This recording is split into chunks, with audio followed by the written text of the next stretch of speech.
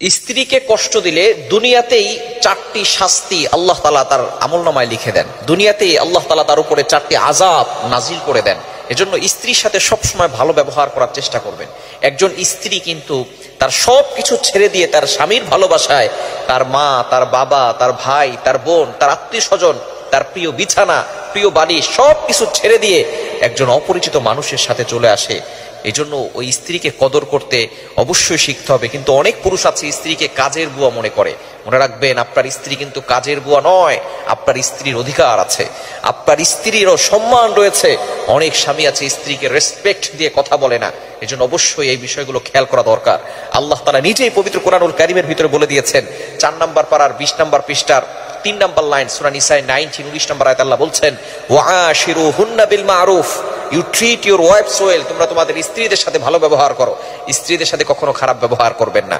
যারা স্ত্রীকে কষ্ট দেয়, স্ত্রীকে আঘাত করে, স্ত্রীকে মারধর করে, তারা কিন্তু মূলত পুরুষ নয়, তারা হচ্ছে কাপুরুষ। নবীজি সাল্লাল্লাহু আলাইহি সাল্লামের 11 জন স্ত্রী ছিল, তিনি কখনো কোনো স্ত্রীর উপরে আঘাত করেন নাই। তিনি এমন কোনো রিওয়ায়াত পাওয়া যায় না যে নবীজি সাল্লাল্লাহু আলাইহি সাল্লাম কখনো তার স্ত্রীর উপর আঘাত করেছেন।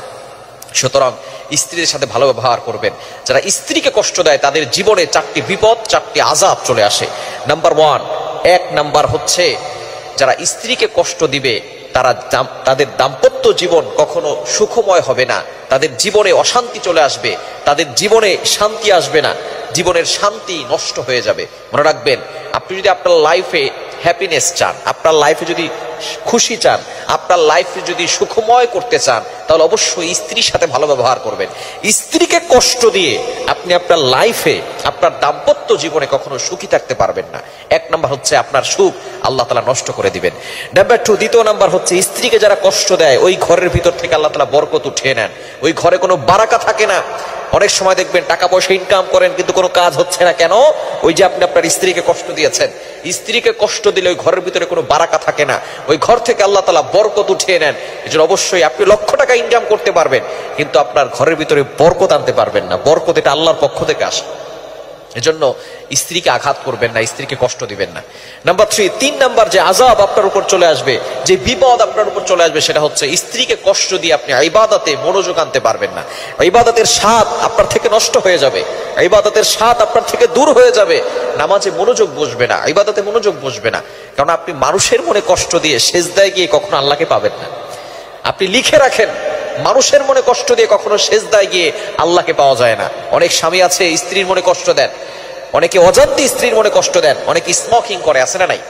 আপনি স্মোকিং করেন, আপনার মুখের দুর্গন্ধের কারণে মসজিদে ঢুকেছেন, যেখানে নিরাপত্তার জায়গা, যেখানে মানুষ শান্তি করে নামাজ পড়বে, সেখানে আপনার মুখের দুর্গন্ধের কারণে মানুষটা নামাজ পড়তে পারছে না। তো মুখের দুর্গন্ধের কারণে যদি একজন পাশের মানুষ নামাজ পড়তে না পারে, আপনি যখন আপনার স্ত্রীর কাছে যান, সেই স্ত্রী আপনার মুখের দুর্গন্ধের কারণে সে সেখানে থাকতে পারে না, কিছু বলতেও পারে না, সহ্য করতে পারে না, কষ্ট হয় কি হয় না? সুতরাং স্ত্রীকে এভাবে কষ্ট দিবেন না। স্ত্রীকে আঘাত করে, স্ত্রীকে মানসিক চাপ দিয়ে কখনো কষ্ট দিবেন না, তাহলে আপনার ইবাদতের স্বাদ নষ্ট হয়ে যাবে।